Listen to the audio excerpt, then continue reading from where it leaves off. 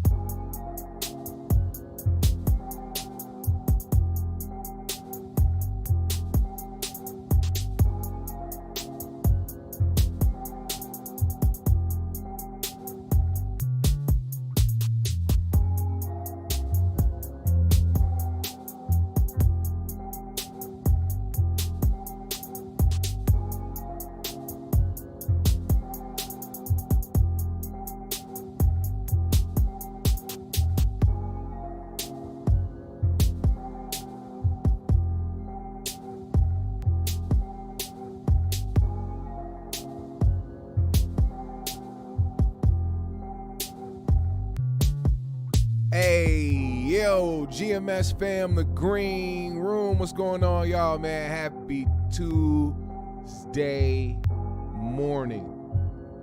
I know it is a little earlier than usual. You know, I like to do afternoon shows, but I got some other things going on today. It's about to be 100 degrees in Minnesota, so I am going to go and try to touch some water at some point. And I am not going to wait to do that later on in the day. I'm going to do that right at prime time this afternoon. So, therefore, we get to the shits early today, man. So, appreciate everybody that's pulling up on me early today. If you are here, man, make sure you tap into the live chat. Let me know you are here. Shout out your city. Let me know where you tuning in from, man. I want to know, man. I want to know the demographic out here, man. What's up, Ronnie Forrest? I see you, GMS fam. Hey, we have some things to discuss, all right? Now, first and foremost, I want to start by saying, what up, Justin? I want to start by saying that there's a reason why you don't jump to conclusions, me included. I'm one of those people that when I hear about a story, I like to discuss it and talk about it, and then if somebody has a rebuttal or if there's both sides of the story, I like playing both sides. When I did the episode a couple days ago talking about TK Kirkland and Charleston White, I did not know about TK's response, which came a couple days before I did the episode. I did not see it. I did not hear it. So therefore, I did not know that TK responded. So the only side that I knew of was Charleston's. So shout out to the homie that got into the chat or the comment section of the video that day and said, hey, don't just take Charleston's word for it. You got to be GMS about it and get both sides. And I was like, oh, I had no idea that TK responded. So with that regard, you know, that's another thing I like when people do. See, a lot of people have egos. A lot of people feel like they the shit or like they can't have people say shit to them. But when that person commented that, I was like, he's totally right. He's 100% right. First of all, you got to keep it GMS. Part of that is making sure that you play both sides and then form an opinion after that. So I would like to apologize to TK Kirkland because I did not know that he responded. And on top of that, when I listened to his response, I was like, holy shit, this makes a lot more sense than what this nigga Charleston was talking about. And I understand that a lot of people, you know, that day in the chat was like, man, TK Kirkland, he's a slime ball, he's sleazy, he's a trickster, he's this and that. And I think a lot of that comes from the past. And the things that he's done in his past. Now, I would like to say this though. TK has worn his past on his sleeve, meaning he will speak on it. He will talk about it. He will say what he did wrong. He will own up to it, take accountability, and move forward. I think personally TK has had an exceptional resume since then because he understands what it can do to your reputation. He understands what it can do when it comes to fucking up the bag. So I don't take TK to be somebody dumb to go and make the same mistakes over and over again that have put him in a messed up situation. That's first and foremost. Second of all, when you think about the business and when you think about what's happening out here, and we've heard it countless amount of times from other comedians, Charleston's situation does not seem different than a lot of other up-and-coming comedians. And I also said that during my show. I said it. The last show I said, Charleston is in the game as an up-and-coming comedian. He's not going to get the same amount of money as TK would get being somebody who is a veteran in the game. The one thing that I had a problem with was how the money was being distributed, and the fact that Charleston was claiming that his face and his image was being used to sell tickets, but he wasn't touching any of the ticket money. He wasn't, anything like that. It was like it was a whole bunch of shit, and he was waiting on checks. Now, after listening to TK's side, I started hearing more about how the business works. Now, TK revealed that he also didn't get paid from Live Nation yet. So here's the thing. While Charleston, now I'm just going off of what TK said now because this is fair. Charleston has already said that he got paid one check from Live Nation already for $700 something. TK hasn't even got a check yet. So you got paid before the main act did and didn't even know it because you were thinking that TK was getting over on you. Now, him being a veteran, him being somebody that's been in this game doing it for 30 plus years, I mean, if I'm TK Kirkland, I'm going to try to get every dollar that I can that makes sense and that's fair to me.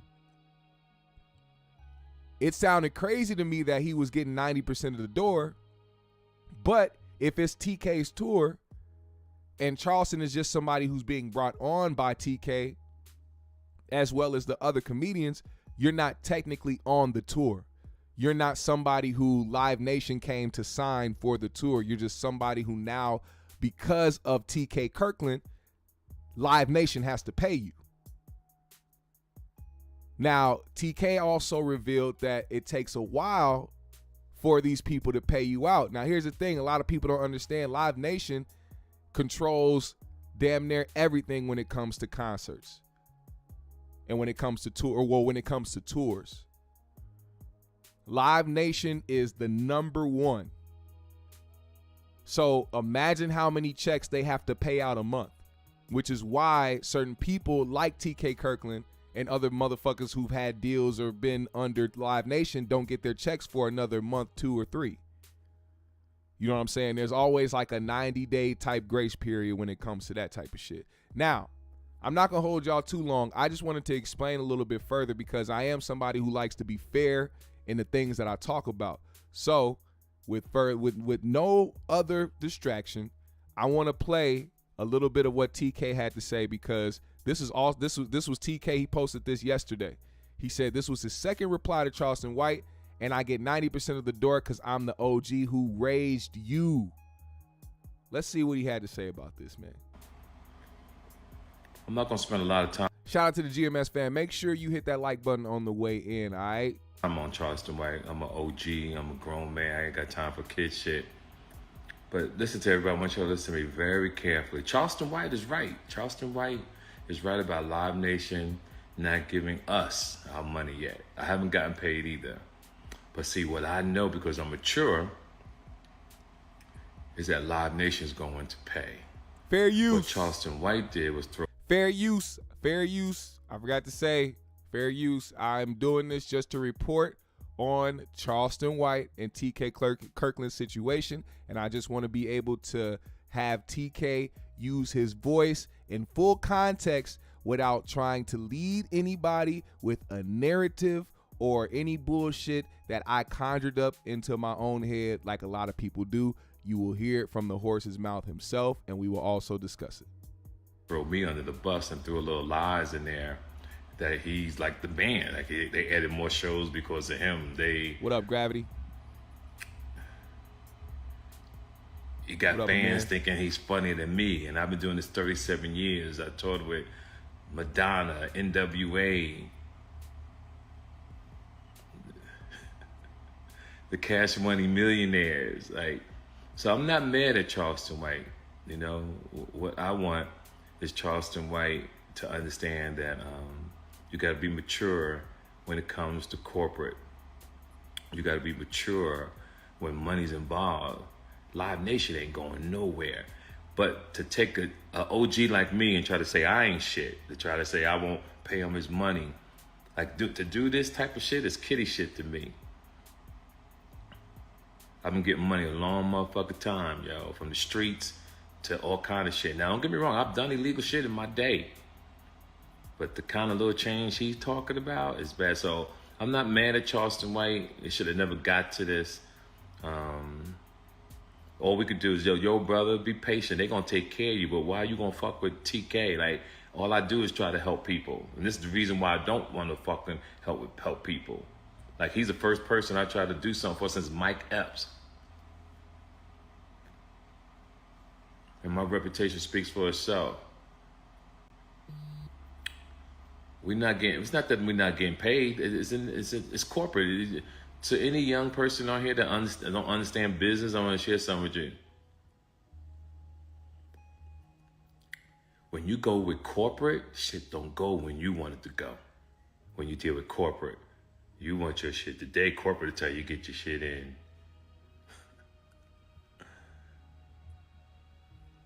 Corporate will tell you get your shit in January, and you got to deal with it. So, you know, that's it. That's the only thing I could say is, you know, there's no problem. It's that the young man didn't understand this game of this side of entertainment. No.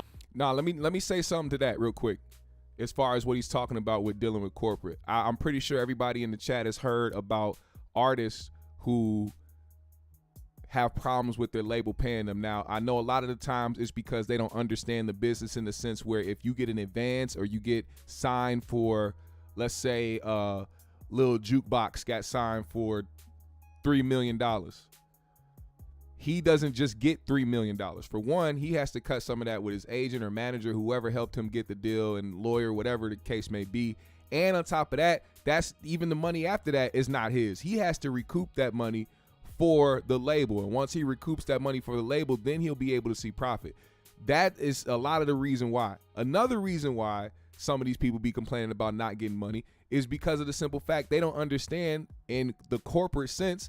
They don't give a damn when you need your money. They're going to pay it when they're ready. So there are a lot of artists out here who we've heard a bunch of times talking about labels owing them money or they haven't seen this check or that check and have been only solely living off of their show money and merch money and shit like that. It's because the checks that they have coming in don't come for a while. There's some people that don't see checks for 6 to 7 months. You know what I'm saying? So it's like if somebody right now, it's August, you're not finna get a check for another 5-6 months. You gotta wait till next year. So you gotta really think about that when you start becoming or when you want to get to a certain level in life, because a lot of people think that money comes fast and it doesn't. You gotta stay on your hustle. You gotta remember when you do finally get a name and when you do get some traction and when you have people that have or when you generate a demand for your brand and your product, you can't just sit back and be like, all right, cool, people fuck with me now. You have to continue to hustle like you were when you did not have it. And that's a fact. People don't understand that part about it. Normally we all get our money.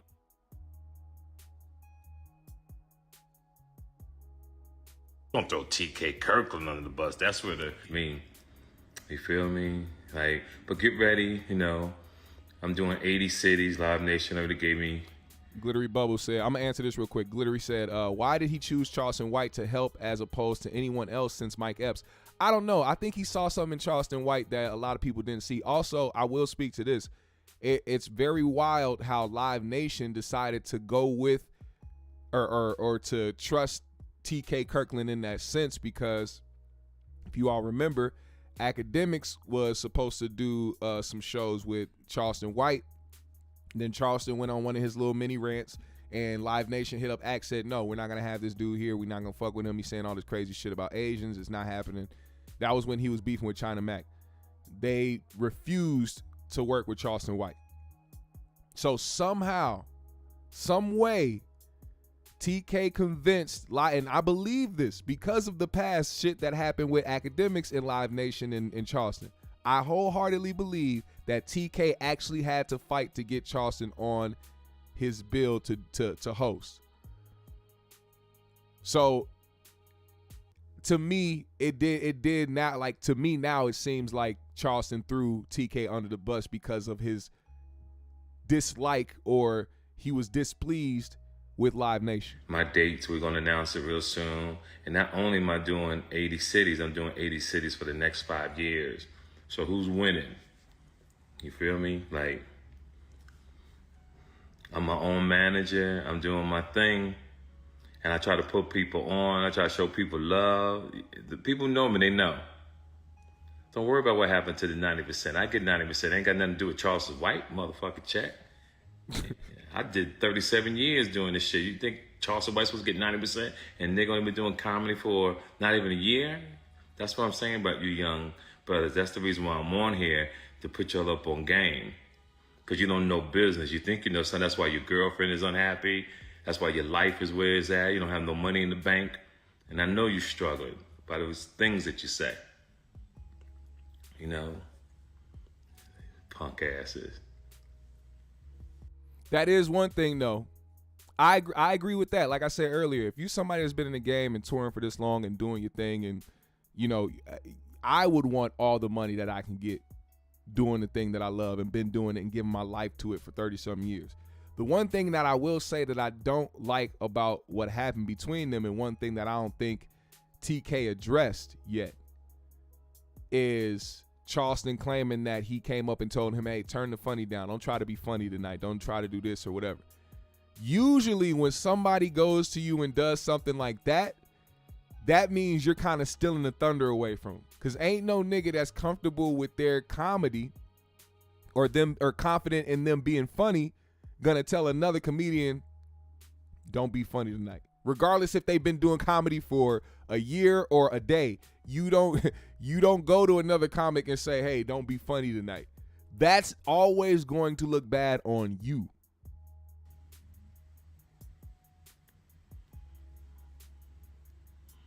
Yeah, we know people want their money. Shit, I want my money too. Don't try to get understanding. What up, man, Frank? I'm just saying, things happen. And the money he took, Live Nation ain't going nowhere. That little money they paying us ain't shit. I sent the video to Live Nation with Charleston right there, and they laughed. And DJ Academic said it both. So you can't keep burning bridges. You know, you can keep doing the chilling circuit, and for the next 37 years, you won't be able to take care of your family. I bet you that. I bet you $1 million on that. You didn't hear the story, dog. We gonna pay him something. Didn't I say Live Nation gonna pay him? And your name come back around, I'ma block you. Anybody say something stupid again on here, I'ma block you. I smoke tobacco. I just said Live Nation gonna. He doing that old nigga shit. Anybody say something stupid, I'm blocking your ass. Pay. When they pay, they get ready to pay. So they gonna pay. I talked to them Friday. Side note, I know TK Kirkland is like 62 years old. Do you think he's doing the Beijing on his beard? You think he doing that? You think his shit just still naturally black like that? What y'all think? What up, Romance? What's happening? Anybody that's concerned, you do entertainment for 37 years and own homes and cars.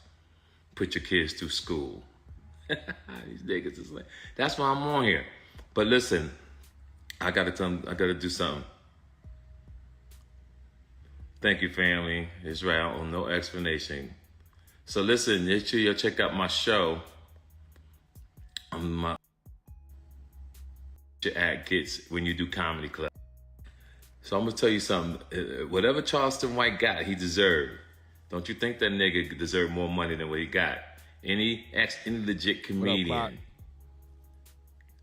what an opening feature act gets when you do comedy clubs, and they'll tell you. Anybody else, go and kiss my ass. That's something we also heard. We've also heard that over the years, especially people that have watched 5150, which is also going to be interesting because I know they got to touch on this topic if they do. I seen Yuckmouth had TK on his show talking about it. It's going to be very interesting to see if they do. I'm pretty sure Corey will bring it up because Corey being somebody who has talked about the comedy game and how things work, especially with newer comedians, it'll be interesting to see how they expound on this with somebody that has way more knowledge about the business and the comedy circuit, you know what I'm saying, in that way. Yep, Columbus, Ohio, day before Thanksgiving.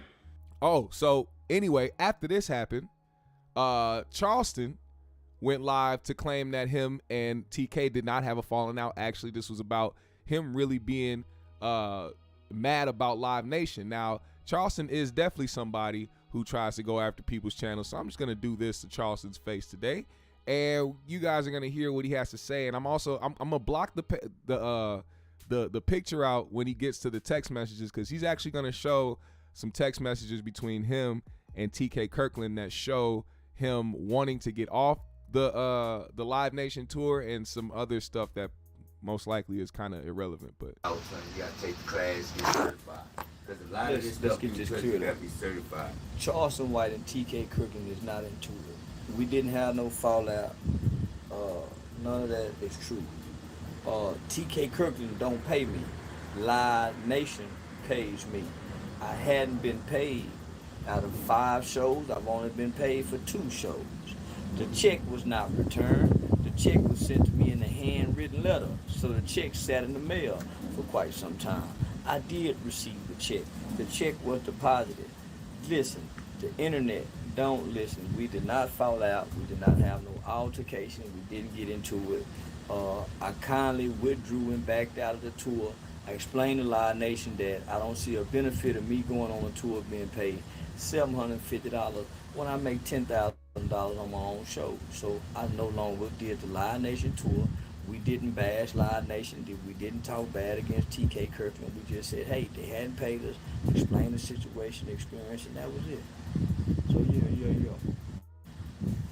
So no, man, it ain't no hard feelings. No, homie, you know, my last message from TK Kirkland was that he said congratulations, so we didn't fall out. No, my last message from TK Kirkland was congratulations, you have been approved for the London tour. So let me show you right there. TK Kirkland. yeah, apparently this is another thing. Like I said earlier, apparently TK was looking out for Charleston in other ways than just the Live Nation tour that they were currently doing. But he also was putting in a word for him to do tours out overseas in London. In my opinion, it looked like TK was trying to get this nigga Charleston the bag and continue to help him get the bag doing the comedy shit. So I also now it makes me feel like TK wasn't hating on him at all. He was probably just trying to give him lessons or give him tips on certain things. You know what I'm saying? And this is how it turned out. August the 2nd. So check this out. this is from TK Kirkland, August 2nd. So that says TK, August 2nd. So this what it says. You have been approved from London. Congratulations.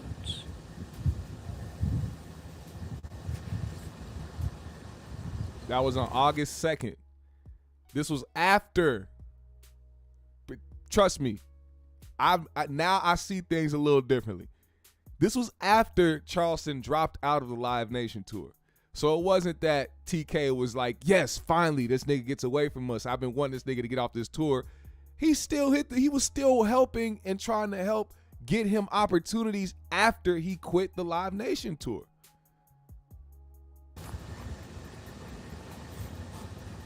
So let me go on to show you. On July 25th, I let TK know that I no longer wanted to do the tour.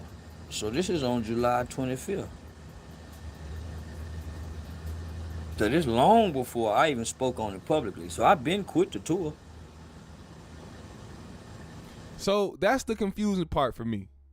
That's why I had to go and retract how I felt or my thoughts about the situation, because clearly how he started this, he wanted it to be a problem where TK was involved with it. If it was only Live Nation, you would have never brought up how much TK was getting paid, where he was getting his money from, 90% from the door. You wouldn't have spoke on TK telling you this and that, oh, try not to be funny, or do this, or no, don't bring your props. You wouldn't have talked to you. If anything, you would have only given TK praises during this time, which also adds to the theory, and not even a theory, it's a fact now, because it's a pattern with Charleston White. He's a habitual bridge burner. Habitual. It never fails that Charleston will burn a bridge with somebody regardless of the situation. He is a professional crash outerer. And TK being somebody who may have been one of the last OGs to really fuck with him and try to get him an opportunity. I don't know if Charleston wants to really make comedy a career. It seems like it. This is not the way to start out. This is not the way to do it.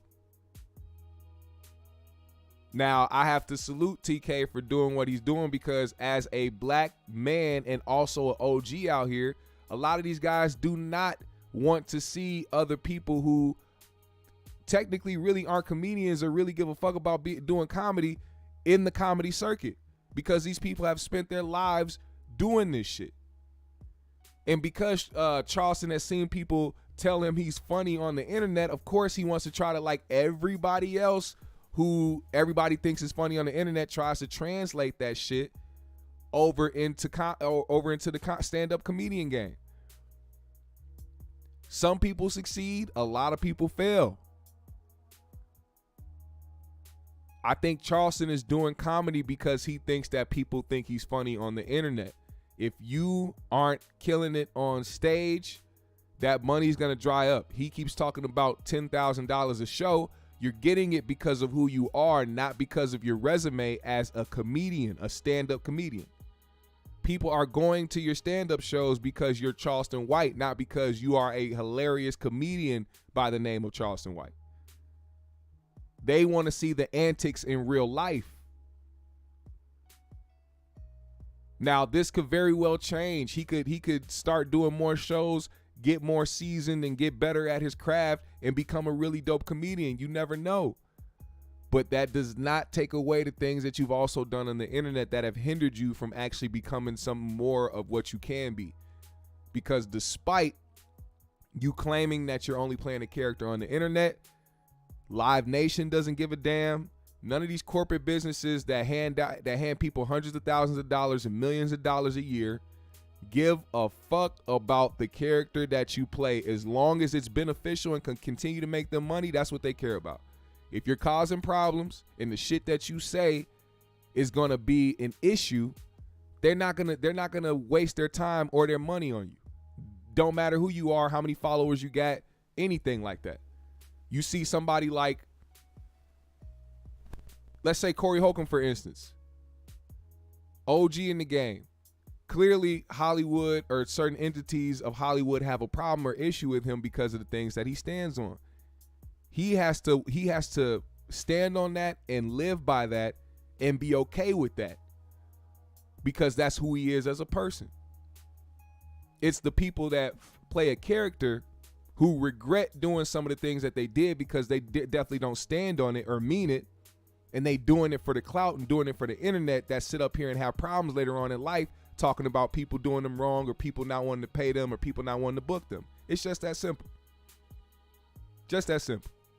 Now, as we move forward, speaking of society, and how people think.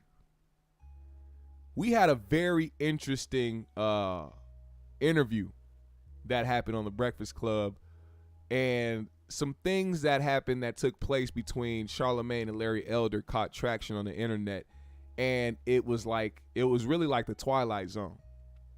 To see the black people who would normally shit on Larry Elder big him up for going against Charlamagne, it was like the Twilight Zone. It was like it was like, damn, like that. And you couldn't blame him, because it's like Charlamagne has been losing his credibility with the black community because people start seeing how performative he is. I started seeing that. I really fucked with Charlamagne at one point. Then I started seeing how certain things were performative. You know, I almost got lost in the sauce thinking that he was really somebody who really gave a damn about mental health and doing all that shit, until I realized the timing of all that shit.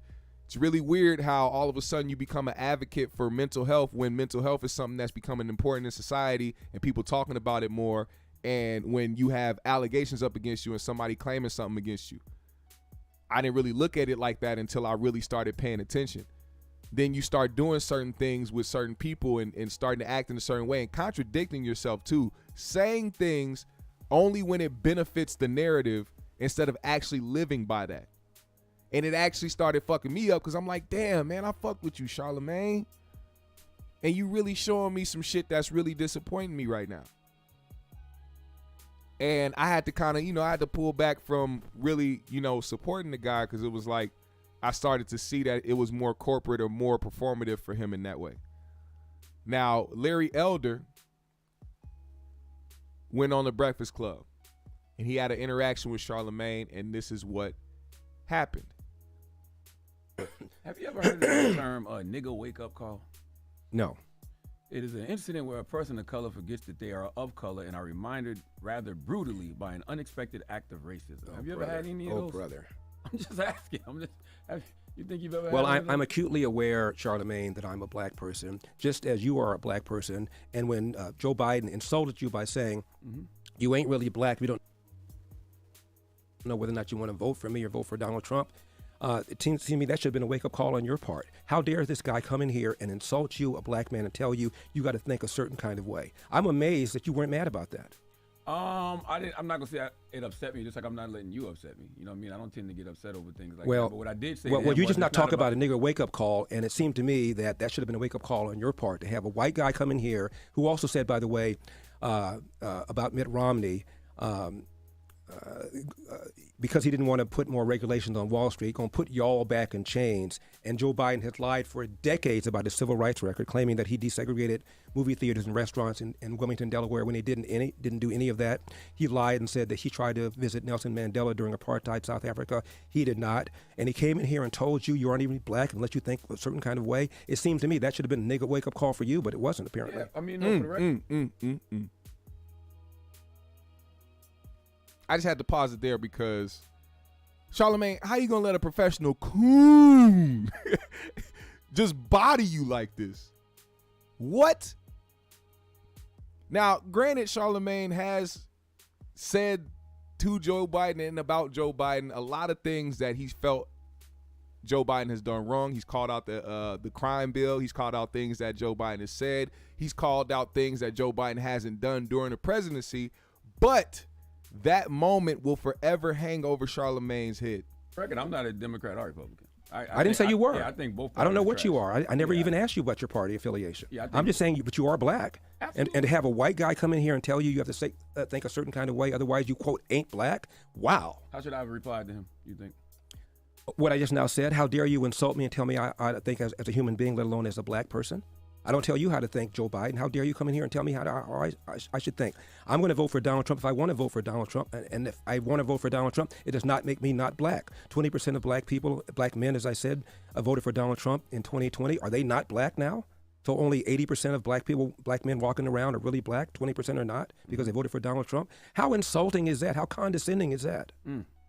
I mean, you're probably right, but I didn't take it in that way. Well, I did. As I said to him in that moment, it's just about me wanting something for my people, and I want to know what is he going to do for my people, and not only for my people now, how are you going to atone for the things you've done to my people? Right. That's it. Right, and this is a guy, Joe Biden, who, when he first got into the Senate, hung out with segregationists, talked about how well he got along with them, talked about how he didn't want integration because of a jungle. This guy has made all sorts of insulting things to black people, and his policies right now are hurting black people. Inflation hurts the people at the bottom more than anything else. Letting a bunch of illegal aliens into the border are hurting black people more than anybody else, as I said earlier. He's opposed school choice when he has his own kids in private school, and we lost a year, almost 2 years of in-school education in California because of COVID that he supported. I mean, this guy has done monstrous things to black people, and then for him to come in here and tell you how you ought to think as a black person, it blew my mind. You want to know something crazy about that? If I was Charlamagne in this instance, I would be like, interesting that you're naming all these things that affect black people, but it's people like you who do not think that the system works against black people. Goofy ass Larry Elder and motherfuckers that think like him. See, Larry Elder is one of those people that is a big black talking piece for white talking points and narratives. Because the next clip I'm going to play about reparations, he wasn't too witty in that aspect. See, it's crazy how people can acknowledge these things when it fits their narrative, but they don't think about what they're saying while they're saying it. So you're telling me that there is a government system that is actively working against black people, yet there is no systematic racism? Fucking crazy, right? Like that. I mean, that, to me, somebody that's not even in politics, somebody that don't claim to be the smartest person in the world, it's the first thing I thought about when I heard that. You hear the same talking points over and over again from these people, and they try to discredit shit that black people go through or what black people deal with, or when black people speak on it, they try to discredit it and try to act like it's not real. But now, because somebody has said something that offended you, now you're using points that actually prove the fact that there is systemic racism. Am I right or am I right? So let's discuss that, Larry Elder. Let's talk about reparations real quick. Listen to what he had to say. Now, shout out to Teslin Figueroa, because she's somebody who was prepared for this situation. Now, because it's in that, all of a sudden, the governor is accused of somehow defending slavery. He's not doing anything of the sort. You were actually one that defended slavery. In your comments, you said that, like it or not, slavery was legal in response to reparations. So it's you that was defending slavery, correct? Defending it and saying that it's illegal are two very different things. Slavery, unfortunately. Well, that was your response. That was your response into if reparations should happen. So your response to that was, like it or not, slavery was legal, and one would think that was a defense on those who were asking. Well, you would think it was a defense, but it is not a defense. Unfortunately, slavery has been part and parcel of human history from the very beginning. Asians enslaved Asians, whites enslaved whites, blacks enslaved blacks, Native Americans enslaved Native Americans. There are a lot of people have bloody hands in slavery. Mm-hmm. For example, slavery could not have existed had it not been for African chieftains who were selling black slaves captured in battle or captured through raids and selling them to European and Arab slavers. It could not have existed without that. So everybody has dirty hands here. That's why reparations is such a foolish thing. If you're going to get reparations from the 5% or so of white people that have some sort of generational connection to slavery, and that's all there is, then you need to go back to Africa and get money from African countries that were involved in the slave trade and in the Arab slave trade. And by the way, the Arab slave trade was even worse than the European slave trade. That, to me, real quick before I finish this clip, it's crazy that people say stuff like that, because it's not even about the fact of how far it's been or how long it's been when it comes to the 5% of white people who still have connect. The fact that this country has not rectified that since slavery's been over is the fucking problem. But because it's been so long, people think that it just doesn't matter anymore, which goes to play to the part that people actually discredit and minimize the things that black people went through in this country, especially slavery, segregation, Jim Crow, all that shit, all the heinous, vicious, cruel shit that black people experienced in this country means nothing because time passed. Yet anything else, any other situation, any other group out here that speak on the things that their people have been through in the world get taken way more serious than that.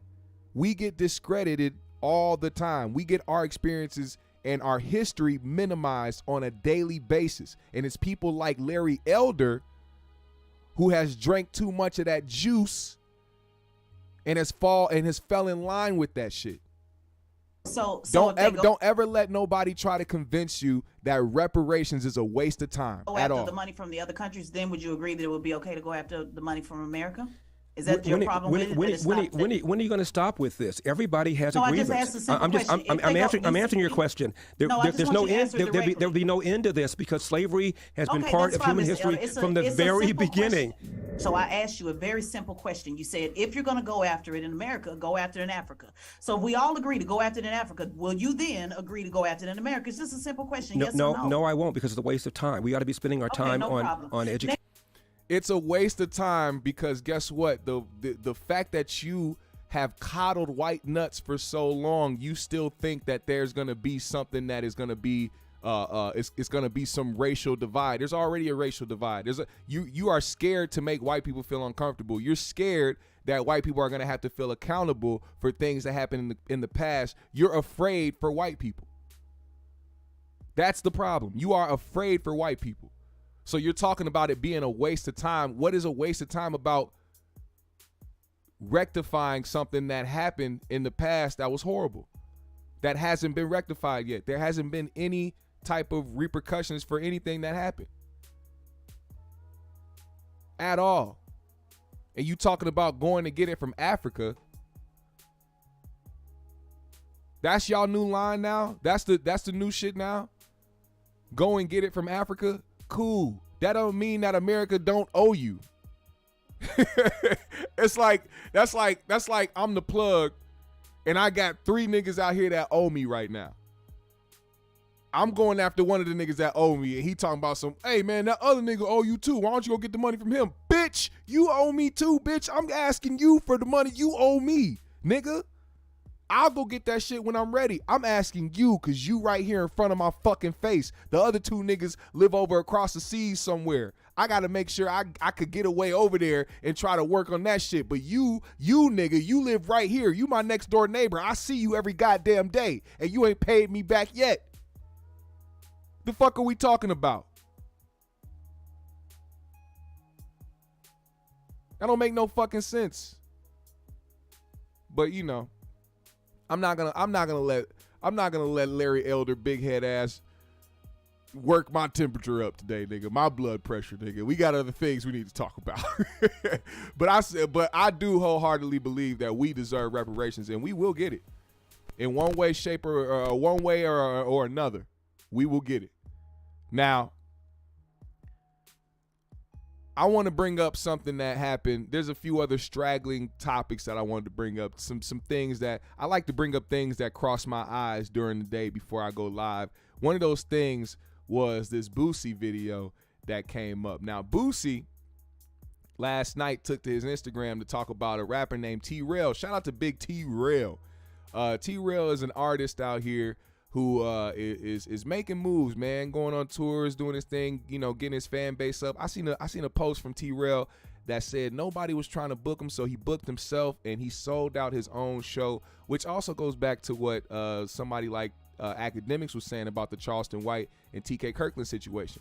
If you're Charleston White and you're already getting booked for $10K a show, what's the point of getting on another tour to make less than what you're making when you can book yourself? And when you already have a demand, when you already have a growing fan base, don't be looking for these motherfuckers to try to throw you a bone. You go out here and make that shit happen yourself. So Big T-Rail, an artist out here, was approached by Young Blue. So it wasn't him reaching out like, hey, can I get on your tour? How much does it cost to get on your tour? I'm not paying my way. No, Young Blue DM'd him and said, hey, he sent him a picture of a flyer for his tour and said, hey, don't post this yet, but do you want to go on? He said, hell yeah, I want to do it. Let's get it. And Young Blue said, all right, man, I'm going to reach out to the promoter and get this shit cracking. So it was Young Blue that put him on the tour. Now, Young Blue, before the tour even started, 2 days before the tour started, he kicked T-Rail off because T-Rail shouted out Boosie. Now, if you don't know, Boosie has been having problems with Young Blue and Empire Records because allegedly his signature was forged on paperwork to get Blue away from him as his artist. Therefore, Boosie lost out on millions of dollars because somebody went behind his back and did some sneaky shit. So Boosie has been going on this campaign to try to get the money that he's been owed and get his situation rectified, in his own sense, some reparations. And he now has started telling people, hey, I got these shirts I'm making. Let me know where you at, what city Blue is in. I'm going to send y'all these shirts for free. Y'all wear these shirts to his concert. And because this young man T-Rail posted or got posted by Boosie for saying Boosie was one of the realest niggas out here, Young Blue pulled a very amateur move and took this guy off of his tour. And T-Rail, the guy that got taken off, he wrote a message saying, Young Blue kicked me off tour because Boosie posted me on IG. If you know me, I always show love to Boosie. He the man who gave me a shot and put me on. Blue knew I was cool with Boosie when he asked me on tour, so to kick me off all because Boosie posted me is crazy. I don't play sides. I'm neutral. I done paid travel fees, etc. Shaking my head. Shit, wow. I don't got nothing to do with they issues. And if you knew me, or if you knew I'm cool with Boosie, why even ask me to go on tour at all? Shit goofy. And this is what Boosie said about the situation. This nigga Blue done kicked T-Rail off the tour cause he got posted on my IG for saying my album was the truth. Clown. Wherever that tour go, I need y'all to send me addresses so I can send the shirts. If you in that city where that tour coming, I'm sending you 40, 50 shirts. You gonna kick them. That man ain't got nothing to do with this. That man wasn't there when y'all forged my shit. That man ain't got nothing to do with this. You gonna kick the man off the tour. Send me y'all addresses so I can put these shirts everywhere for that tour. Send me y'all addresses right now. So this was the message that Young Blue sent him that I was talking about earlier. He sent him a picture of what the tour flyer was going to look like. He said, don't post, but would you want to go out? He said, yeah, add me to it. Let's rock. That shit fire. To which Young Blue replied, bet. I'm going to reach out to the promoters now. Only to kick him off 2 days before the tour. That is some corny shit. It's some weird shit. Whatever problems you got with Boosie ain't got nothing to do with this man who is out here trying to make his career flourish and doing the things that he's supposed to do, doing it the right way, clearly, because you got other big artists reaching out to him to join their tours. That young man has a bright future, I believe, because he's doing something right. If people coming after you, and on top of that, you know that you can make your own way by booking yourself and making shit happen for yourself and not waiting on nobody else, that young man got a bright future, man. So shout out to him, man. Shout out to him. Now, one thing I do want to talk about real quick, just to show y'all, this guy Adam 22, aka Cuck 22, ever since his wife got her insides discombobulated by Jason Love, he has been on a warpath to try to get the attention away from his wife's coochie getting ate upside down to back to No Jumper, because No Jumper has been losing fans, losing views, losing all this traction because people are seeing Adam 22 for what he is. It's crazy because he wanted to keep hiring all these black people and all these niggas in the hood and these gang members and shit just to keep his credibility and to make himself look cool and to keep all that shit going. But once that's the thing, once the streets stop leave you alone, and once they stop fucking with you, then people gonna stop fucking with you too. And I think he started seeing that, and he was like, no, I got to keep going. I got to show these people I'm hard, I'm confident. I need to make these views go up. Adam, being somebody who is a self-proclaimed clout chaser, who is somebody who wants to do shit for the views so that he can get revenue from it, has been trying to go at his old castmates and the old employees at No Jumper because he wants to have a back and forth. He wants to go viral. He wants some shit to happen. But luckily enough, those guys got enough sense to know the type of game he's playing right now. They know what playbook he's using. So they not taking the bait. Now, what Adam is going to do now is say, well, if these guys ain't taking the bait and I can't have no back and forth and we can't do that, I got to find another way for people to talk about me and for me to be going viral. Oh, I forgot. These dudes that I brought on one time, these white nationalists or these guys, they got me a lot of traction and did that. All right, well, let me get somebody else who's been banned from YouTube or been banned from so-and-so and have him say some outlandish shit so we can go viral again, which is why you see this as the headline of one of his videos. Adam asked John Circa why he says the N-word. If you don't know who John Circa is, don't even bother looking him up. Don't bother. He's just another clout chaser who says a lot of shock value shit to go viral and to get views because he knows that people are triggered and easily sensitive about shit. And he's one of those people that believes that he can move through life doing a bunch of shit and a bunch of crazy shit to get noticed and to get clout without any repercussions. Those are the type of people that you don't have to wish death or anything bad to happen to them. It's just going to happen eventually. So John Circa went on Adam's podcast, and for some reason, this white man wanted to ask another white man why he says the N-word. Where does your N-word pass come from? Tell me about it. These fucking hands. Plus, Adam, you got to remember, dude, no black man on earth finds the N-word offensive. When words, let me tell you something. When words hurt you, you're a woman. The only reason men find slurs offensive is because their wives or girlfriends are forcing them for some to be offended. Have you ever been in a locker? Be in a locker. Yo, check this out. Let us know how you feel about this line of thought. Come here, Jason. But check it out. If you're in a locker room with a Chinese guy, Indian guy, black guy, football team, and Albanian guy, we're saying, and we're saying every slur. You're telling me the boys don't say every slur together. I only know. Your boys. See, I hate when white dudes get around a couple black dudes who allowed them to say nigga or some other shit and think that it applies to everybody else. He talking about in a locker room with, first of all, you motherfuckers be in there trying to play dick games with each other. Don't nobody give a fuck about slurs because y'all too busy trying to be gay with each other. So I don't even know why you brought that up in the first place. Second of all, please, you're doing this to be a troll. This is not him being serious. I don't want nobody to think that this guy is saying this from a serious standpoint. Just know that this motherfucker's talking out his ass.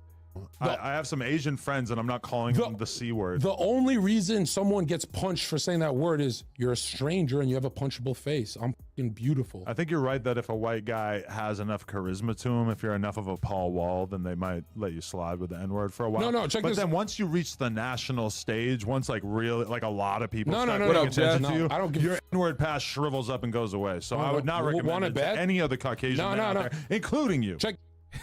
Jeff said, when your woman gets her womb excavated and you co-signed it, use a cuck. The streets don't respect a cuck. Not at all. And they never will.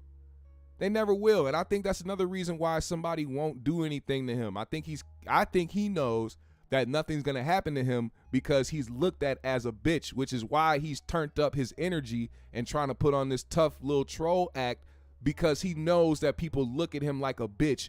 You allowed your wife and the mother of your child get rammed for some bread on OnlyFans when y'all already millionaires. Nigga, you are soft. You are a bitch. It's more than just a cuck. You're a bitch. Adam 22 is a bitch. And anybody, any black man specifically, because I see a few of them dudes try to hold on to Adam's coattail and try to make sure they get them no jumper checks and that exposure. If y'all ride with him just because he puts you on the platform, you are just as dumb as the motherfuckers who sit and still try to give him respect after he's clowning their ass. Talking about Adam gave me an opportunity. This is what a lot of these white dudes do. They give these black dudes, young black dudes, opportunities to be on a platform knowing that these black dudes are going to feel indebted to them forever. And they feel like they can treat these niggas any type of way now. That's what Adam was doing. Adam was trying to take people off of shows because they was getting more popularity than him. Adam was fucking with people's livelihoods. He was putting people's business out there. Adam was feeling like he can do whatever. And that because he let these people be on his platform and give them thousands of dollars a week, that it's cool. He didn't think that these niggas had a backbone to move around. So shout out to AD, man. Shout out to T-Rail. Shout out to Duno. Shout out to Ace Boy Pun. Shout out to Smack. Hope Smack is gonna be out the hospital soon. I don't know if he is yet or not, but you know, Smack had a motorcycle accident, a bad one. He's been in the hospital recovering and shit. You know, I've met Smack a few times in my life, man. For those that don't know, Smack is a real good friend of Schoolboy Q, and every show that Schoolboy Q has ever had in Minnesota, I've been to, and I have ran into Smack a few times, man. Smack is a cool dude, so I hope, you know, I wish him the best in a speedy recovery, man. But Adam 22 is a weirdo, and I'm glad them niggas got away from him, because ain't nothing good coming from that. Ain't nothing good coming from that. It don't matter if he's promoting you or giving you shine. It's not the right one. It's not the right shine. You better off building your own. Speaking of not the right shine, this is another thing that came across my timeline. This Meek Mill video. Like, if y'all didn't see this, there was a shoe convention going on. This shoe convention shit be happening all the time.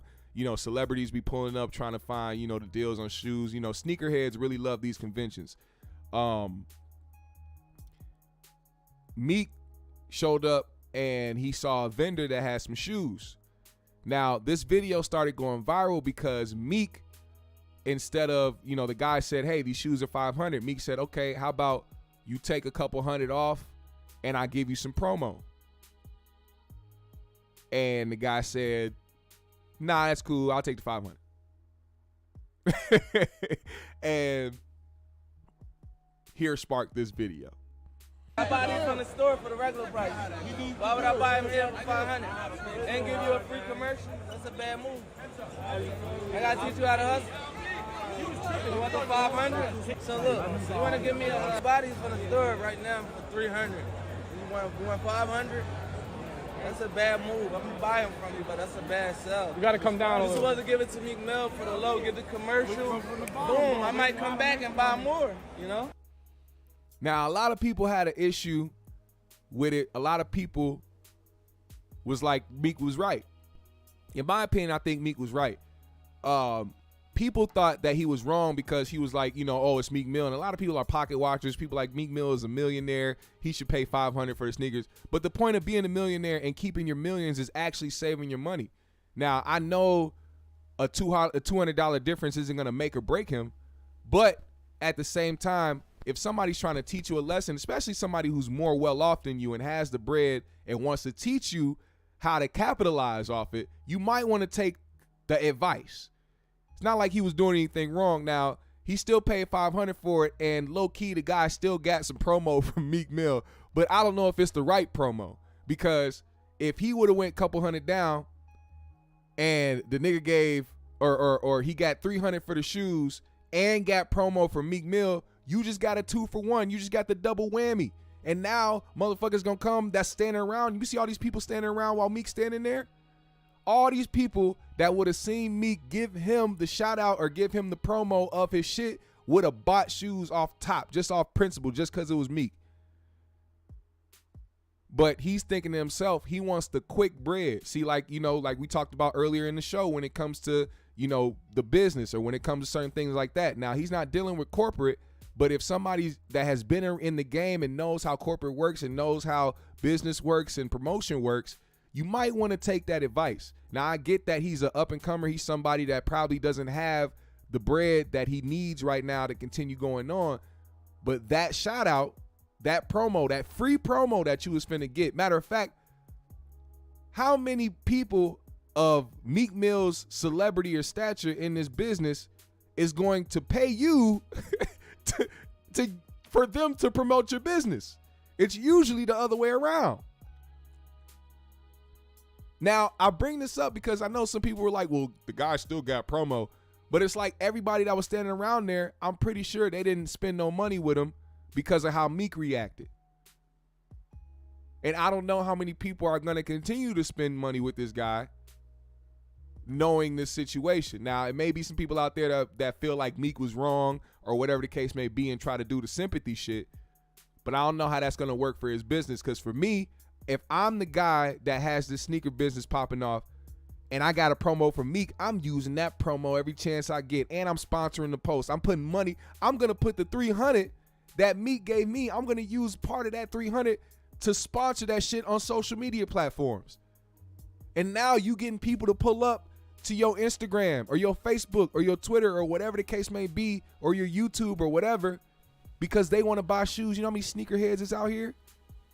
That's automatic money. Niggas always want sneakers. Niggas always want shoes. You could have been able to use that to your advantage and made a lot more money than what you're going to make right now. That's all I'm saying. Because in the same instance, you have this guy here. His name is Gat Soul. Gat Soul was there. He has a pair of Travis Scott's, Travis 1s. And he said, hey, Jim Jones, I will give you this pair of Travis 1s for free if you can promo my business. Good, now ready. We at Got Soul Sneaker Convention. You heard? I want a man from Cola Kicks. His name is Rel. He also from Queens. Queens get the money. You heard? He gifted me these Travis Scotts. They are official, out the box. Stop playing with me. You heard? Show him some love. He got number V pieces. Go to his page. Check him out. Cola Kicks. You heard? Now you take that video, and you put part of the bread that you made that day behind sponsoring an ad with you and Jim Jones in it. All the sneakerheads gonna pull up.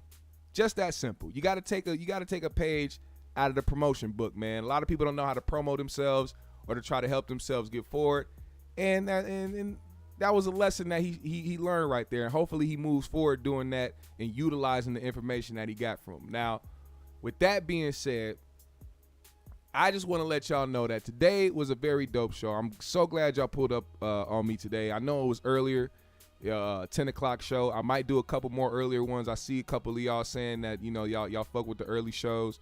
We gonna do some more early shows, but I'm gonna make sure I try to stick to a regimen, man. I like doing the 2 p.m. shows as well, so make sure you continue to pull up for that.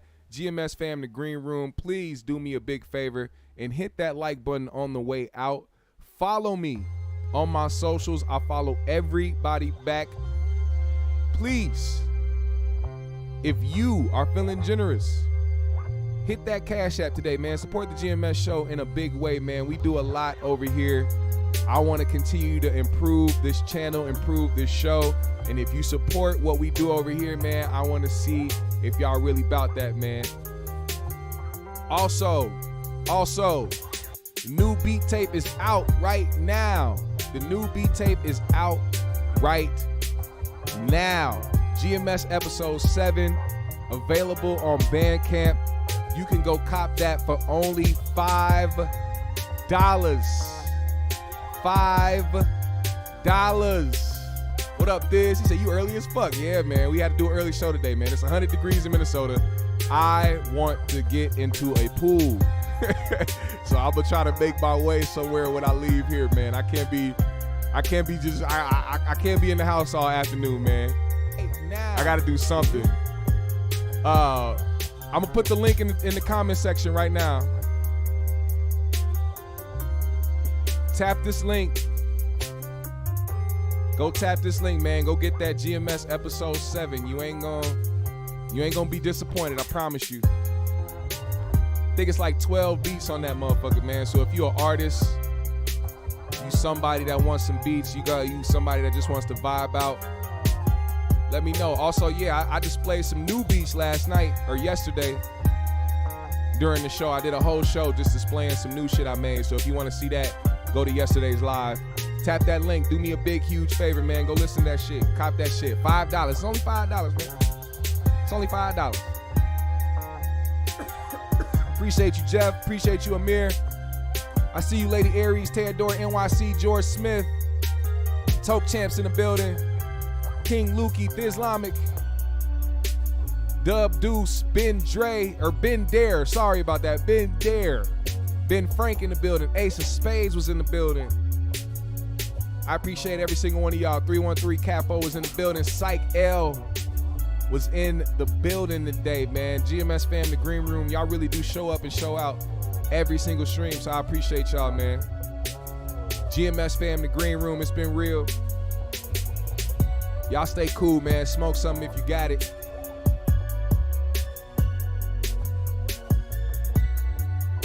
I'm about to go ahead and enjoy the rest of my day.